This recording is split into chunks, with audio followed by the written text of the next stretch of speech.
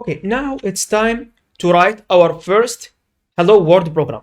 So actually from here, new file. Now let's quit from the welcome page.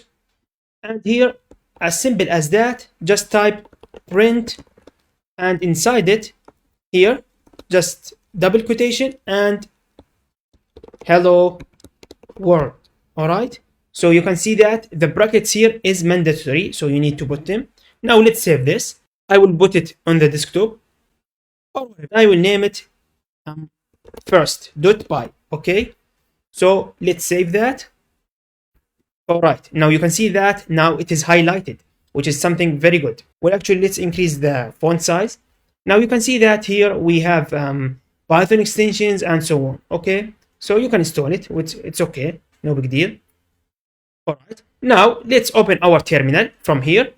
Now let's go to the place where we put our program. Now let's clear the screen first. Yeah, ls, which is first.python. So as simple as that, you will use the interpreter to interpret the Python you wrote. So Python 3, because we are using Python 3, first. As simple as that. Yeah, hello world. Now you can see that it is very simple.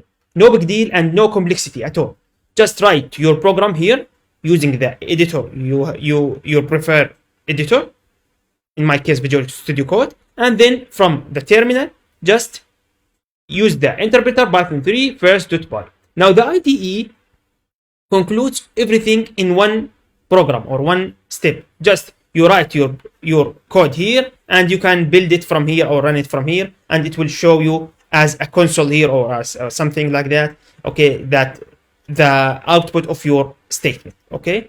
And again, I don't prefer actually IDEs again because you are a hackers after all. You need to go into systems. You need to know how to write codes in a very low level details using the Vim, using the interpreter, the GCC, and so on. Okay. So for now, just keep with me and you will learn a lot. All right. I will see you in the next lecture.